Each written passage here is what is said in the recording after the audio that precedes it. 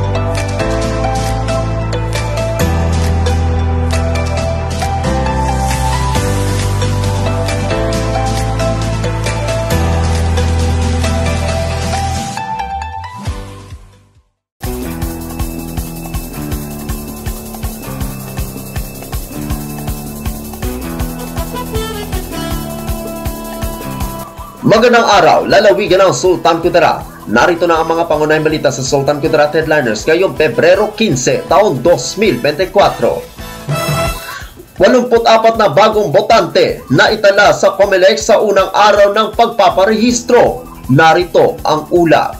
Sa muling pagbubukas ng voters registration noong Lunes, 12 ng Pebrero taong kasalukuyan, ninagsa ito ng ating mga kababayan na nais magpatala, mag-update o lumipat. Sa pagbubukas ng tanggapan ng COMELEC dito sa lungsod ng Tacurong, may ilang pumila bago pa man nagbukas ang tanggapan. Sa kabuuan, naging maayos naman ang pagtatala ng mga botante at naglipat ng kanilang rehistrasyon, wala namang siksikan o tulakan na nangyari. Sa pagtatapos ng unang araw ng rehistrasyon, nakapagtala ang COMELEC Tacurong ng 84. Ang pagpatala ay nagsimula noong Lunes, 12 ng Pebrero hanggang 30 ng Setyembre, taong kasalukuyan, sa tanggapan ng COMELEC. Mula 8 ng umaga hanggang 5 ng hapon, mula araw ng Lunes hanggang Sabado. At bukas din ito kahit sa araw ng may holiday. Kasalukuyan, inaayos pa ng COMELEC ang mga scheduled satellite registration sa mga barangay. Sa kasalukuyan, mayroong 62,895 registered voters ang lungsod. Isa ang patay sa drug buy-bust operation sa bayan ng Esperanza. Narito ang ulat. Dead on arrival sa paggamutan ng isang high-value target suspect matapos na makipag-engkwentro sa operating team ng Esperanza PNP sa bahagi ng Purok Bagong Silang sa Lavaca, bayan ng Esperanza, lalawigan ng Sultan Kudarat. Noong Martes, 13 ng Pebrero taong kasalukuyan.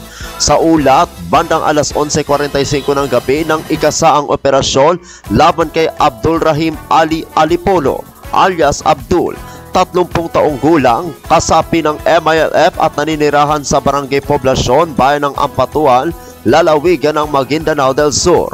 Lumalabas na matapos matunugan ng suspect na pulis ang kanyang nakatransaksyon, bigla na lamang itong bumunot ng baril at pinaputukan ng mga otoridad, dahilan para mapilitan ng mga itong gumanti at protektahan ang kanilang mga sarili. Tinamaan ang suspect na agad ding dinala sa pinakamalapit na pagamutan, ngunit idineklarang dead on arrival ng doktor. Nakuha sa crime scene ang isang unit ng caliber 45 pistol na may lamang mga bala at 3 basyo ng FCC 9mm. Sa isinagawang post-mortem at paraffin test sa bangkay ng nasawing suspect, nakuha sa kanya ang 5 maliliit na 8 medium-sized sachet ng shabu na may kabuang halaga na aabot sa 170,000 pesos. Kabilang sa nakuha kay alias Abdul ang cellphone, gunting at iba pang non-drug items. Samantala, ang mga nakumpiskang ebidensya ay dinala sa himpilan ng kapulisan para sa tamang disposisyon. Ako ang inyong kaibigang Apolinario Terry Valencia para sa Sultan Kudarat Headliners. Para sa uling balita, 60 benepisyaryo ang nagtapos ng 4P sa bayan ng President Quirino. Narito ang ulat. Isinagawa ang graduation ceremony para sa 60 beneficiaries ng 4P sa Municipal Gymnasium ng bayan ng President Quirino sa pangunguna ng alkalde na si Honorable Maria Catrina Buena F. Sandigan, Vice Alkalde Honorable Maris D. Aradanas at ang 16th Sangguniang members.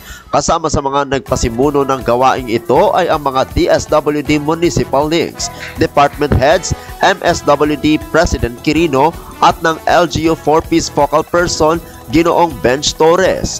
Bilang self-sufficient na households, asahan ng isang aktibo at makabuluhang pakikilahok sa pagpapaunlad ng ating bayan. Ako ang inyong kaibigang Apolinario Terry Valencia para sa Sultan Kudarat Headliners.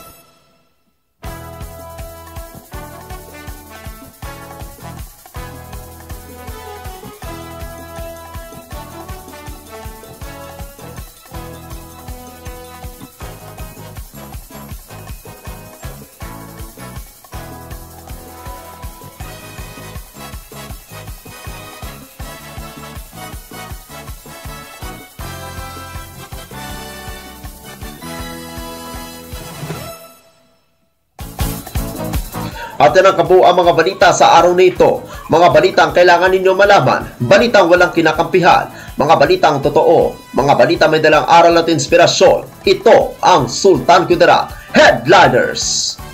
Hanggang bukas, maraming salamat at magandang araw, kaibigan.